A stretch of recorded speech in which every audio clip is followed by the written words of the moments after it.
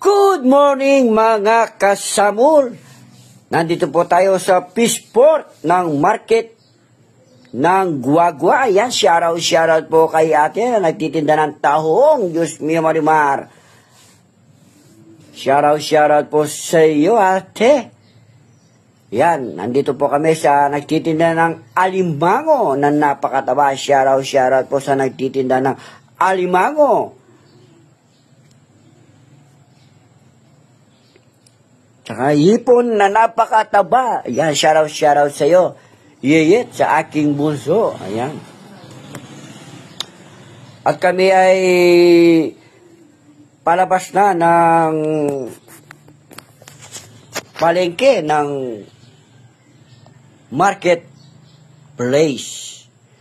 Yan. Kung gusto nyo pong sariwang isda, sariwang mga pusit, sariwang alimango, mga taong, punta lang po kayo dito sa palengke ng Guagua.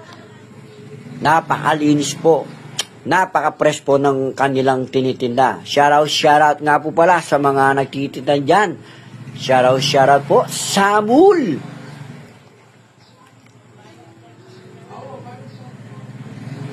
Meron pang umabol dito, nagpapa-shoutout. Ayan, nakalimutan ko lang na tanungin ang pangalan. Shoutout sa iyo, Tess. Kung mapanood mo to, shoutout sa inyo.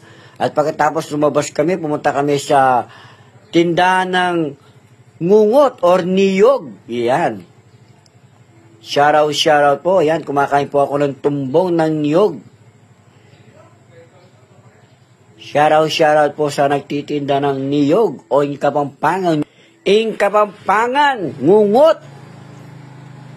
Yan, nagpapiga po kami ng niyog. Yan, shoutout sa napakagwapo, napakapogi na nagtitinda ng niyog. Yan, shoutout sa iyo, kuya.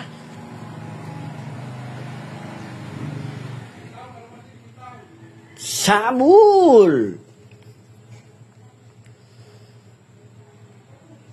Napakalinis po ng piga niya. At eto ng pinakamasarap. Welcome po kay Apong Mori.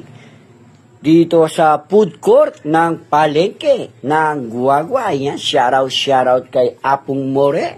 Yan, sa lahat po ng kumakain. Yan, shoutout ulit sa inyo lahat dyan. Yan, Samul. Kumain po kayo ng mabuti. At ingat po kayo lagi. Yan, shoutout.